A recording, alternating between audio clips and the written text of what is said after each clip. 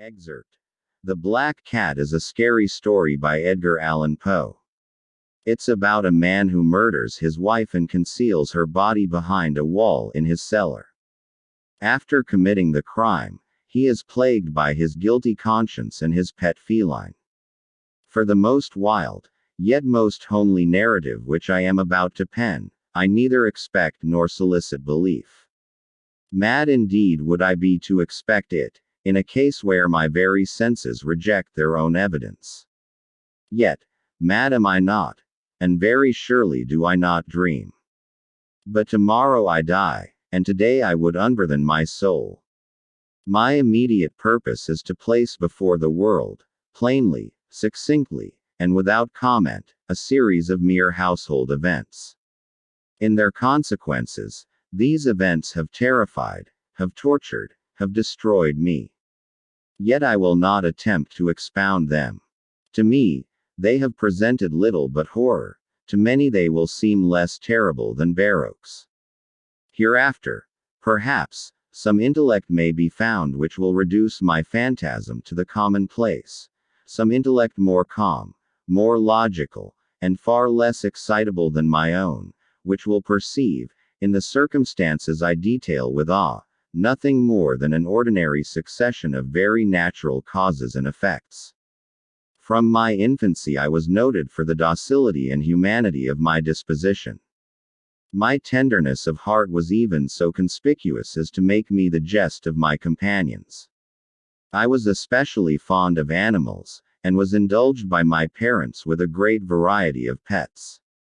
With these I spent most of my time, and never was so happy as when feeding and caressing them. This peculiarity of character grew with my growth, and in my manhood, I derived from it one of my principal sources of pleasure. To those who have cherished an affection for a faithful and sagacious dog, I need hardly be at the trouble of explaining the nature or the intensity of the gratification thus derivable. There is something in the unselfish and self-sacrificing love of a brute, which goes directly to the heart of him who has had frequent occasion to test the paltry friendship and gossamer fidelity of mere man. I married early, and was happy to find in my wife a disposition not uncongenial with my own. Observing my partiality for domestic pets, she lost no opportunity of procuring those of the most agreeable kind. We had birds, goldfish, a fine dog, rabbits, a small monkey, and a cat. This latter was a remarkably large and beautiful animal, entirely black, and sagacious to an astonishing degree. In speaking of his intelligence, my wife, who at heart was not a little tinctured with superstition, made frequent allusion to the ancient popular notion, which regarded all black cats as witches in disguise. Not that she was ever serious upon this point, and I mention the matter at all for no better reason than that it happens, just now, to be remembered. Pluto, this was the cat's name, was my favorite pet and playmate. I alone fed him, and he attended me wherever I went about the house. It was even with difficulty that I could prevent him from following me through the streets. Our friendship lasted, in this manner, for several years, during which my general temperament and character, through the instrumentality of the fiend intemperance, had, I blush to confess it, experienced a radical alteration for the worse. I grew, day by day, more moody, more irritable, more regardless of the feelings of others. I suffered myself to use intemperate language to my wife. At length, I even offered her personal violence. My pets, of course, were made to feel the change in my disposition. I not only neglected, but ill-used them. For Pluto, however, I still retained sufficient regard to restrain me from maltreating him, as I made no scruple of maltreating the rabbits, the monkey, or even the dog, when by accident, or through affection, they came in my way. But my disease grew upon me, for what disease is like alcohol? And at length even Pluto, who was now becoming old, and consequently somewhat peevish, Even Pluto began to experience the effects of my ill temper. One night, returning home, much intoxicated, from one of my haunts about town, I fancied that the cat avoided my presence. I seized him, when, in his fright at my violence, he inflicted a slight wound upon my hand with his teeth. The fury of a demon instantly possessed me. I knew myself no longer. My original soul seemed, at once, to take its flight from my body, and a more than fiendish malevolence, jinn-nurtured, thrilled every fiber of my frame. I took from my waistcoat pocket a penknife, opened it, grasped the poor beast by the throat, and deliberately cut one of its eyes from the socket. I blush, I burn, I shudder, while I pen the damnable atrocity. When reason returned with the morning, when I had slept off the fumes of the night's debauch, I experienced a sentiment half of horror, half of remorse, for the crime of which I had been guilty, but it was, at best, a feeble and equivocal feeling, and the soul remained untouched. I again plunged into excess, and soon drowned in wine all memory of the deed. In the meantime the cat slowly recovered. The socket of the lost eye presented, it is true, a frightful appearance, but he no longer appeared to suffer any pain. He went about the house as usual, but, as might be expected, fled in extreme terror at my approach. I had so much of my old heart left, as to be at first grieved by this evident dislike on the part of a creature which had once so loved me. But this feeling soon gave place to irritation. And then came, as if to my final and irrevocable overthrow, the spirit of perverseness. Of this spirit philosophy takes no account. Yet I am not more sure that my soul lives, than I am that perverseness is one of the primitive impulses of the human heart, one of the indivisible primary faculties, or sentiments, which give direction to the character of man. Who has not, 100 times, found himself committing a vile or a silly action, for no other reason than because he knows he should not? Have we not a perpetual inclination, in the teeth of our best judgment, to violate that which is law, merely because we understand it to be such? This spirit of perverseness, I say, came to my final overthrow.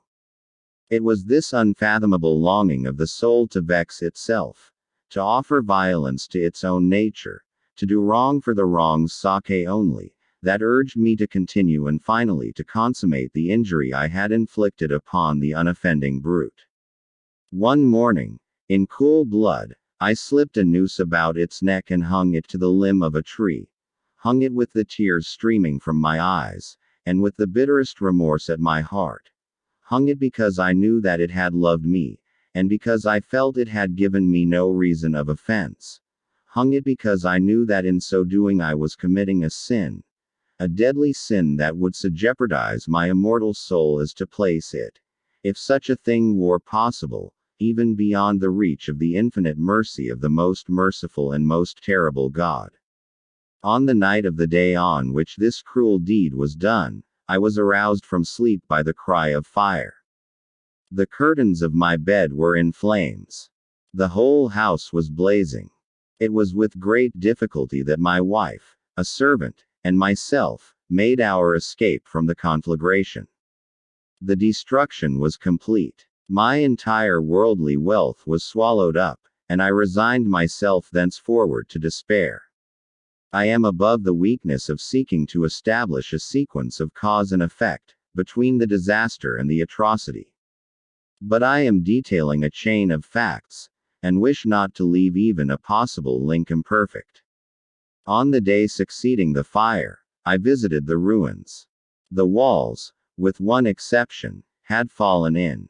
This exception was found in a compartment wall, not very thick, which stood about the middle of the house, and against which had rested the head of my bed. The plastering had here, in great measure, resisted the action of the fire, a fact which I attributed to its having been recently spread. About this wall a dense crowd were collected, and many persons seemed to be examining a particular portion of it with very minute and eager attention. The words, strange, singular, and other similar expressions, excited my curiosity. I approached and saw, as if graven in bas-relief upon the white surface, the figure of a gigantic cat. The impression was given with an accuracy truly marvelous. There was a rope about the animal's neck. When I first beheld this apparition, for I could scarcely regard it as less, my wonder and my terror were extreme. But at length reflection came to my aid. The cat, I remembered, had been hung in a garden adjacent to the house. Upon the alarm of fire, this garden had been immediately filled by the crowd, by someone of whom the animal must have been cut from the tree and thrown, through an open window, into my chamber. This had probably been done with the view of arousing me from sleep. The falling of other walls had compressed the victim of my cruelty into the substance of the freshly spread plaster, the lime of which, with the flames, and the ammonia from the carcass, had then accomplished the portraiture as I saw it. Although I thus readily accounted to my reason, if not altogether to my conscience, for the startling fact just detailed, it did not the less fail to make a deep impression upon my fancy. For months I could not rid myself of the phantasm of the cat, and, during this period, there came back into my spirit a half-sentiment that seemed, but was not, remorse.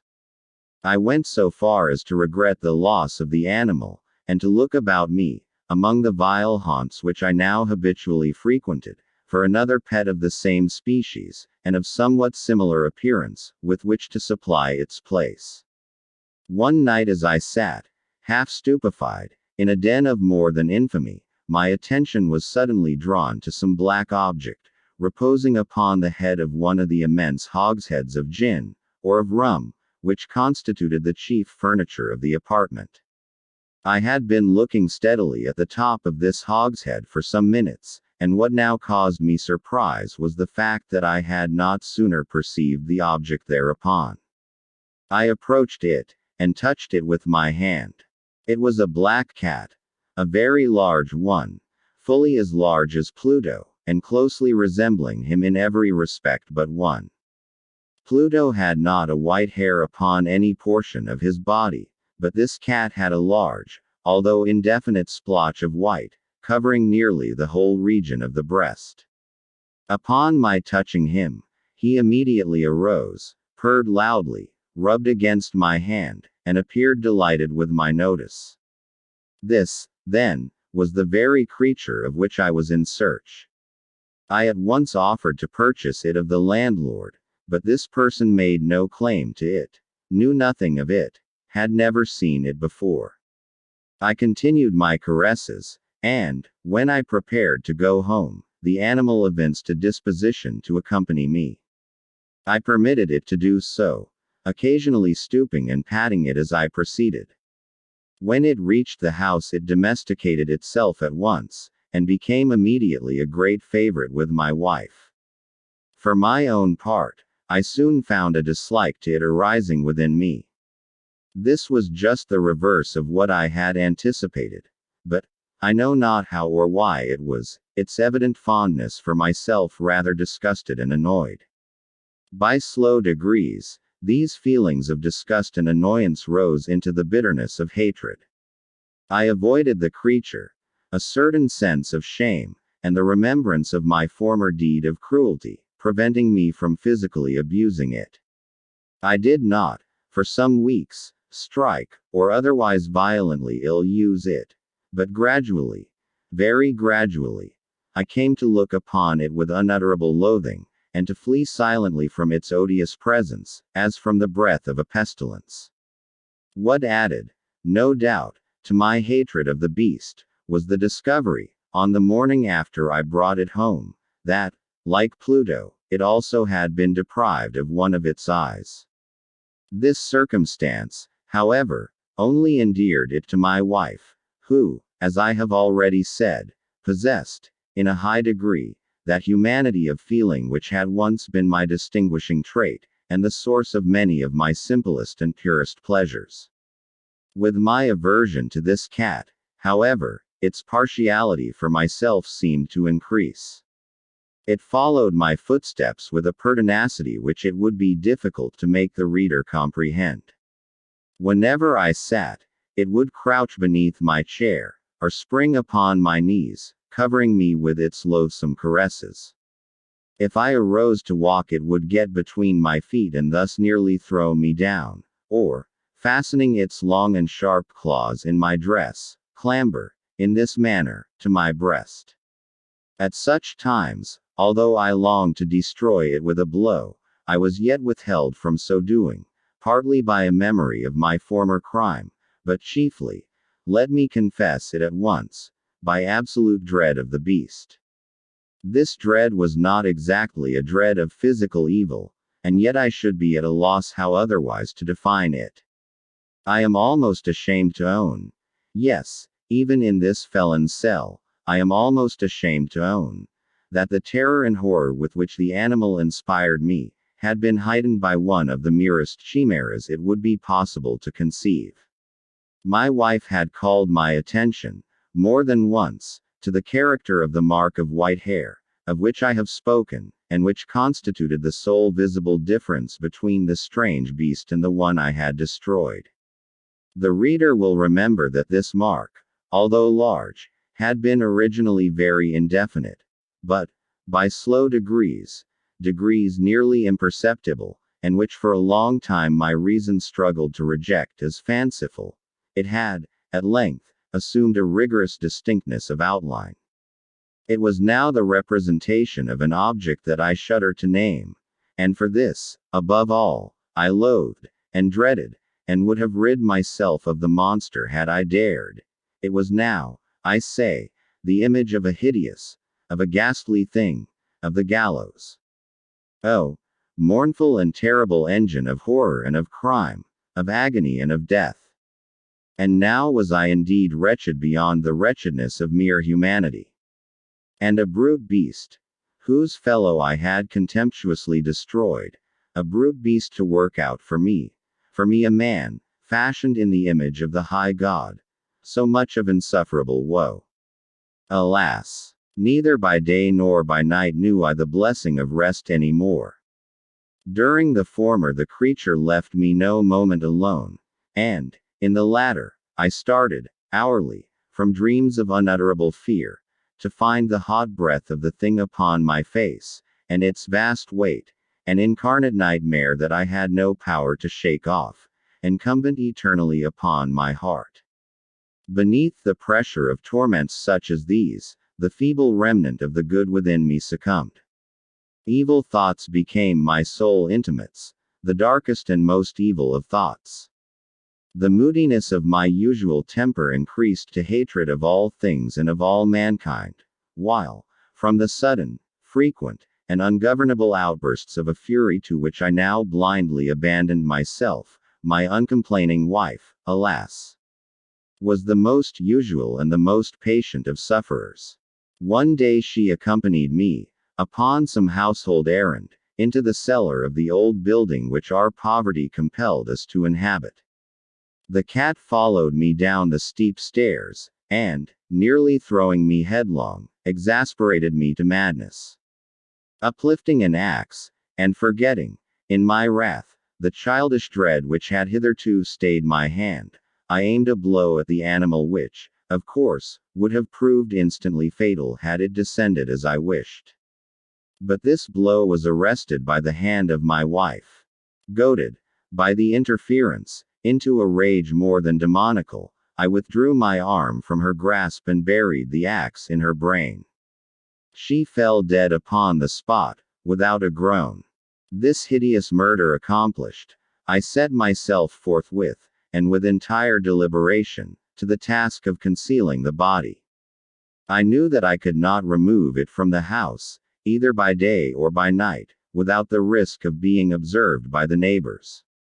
Many projects entered my mind. At one period I thought of cutting the corpse into minute fragments, and destroying them by fire. At another, I resolved to dig a grave for it in the floor of the cellar.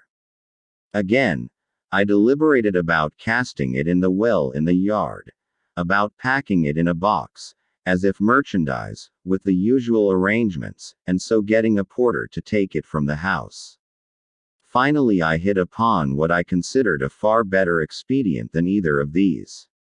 I determined to wall it up in the cellar, as the monks of the Middle Ages are recorded to have walled up their victims. For a purpose such as this, the cellar was well adapted.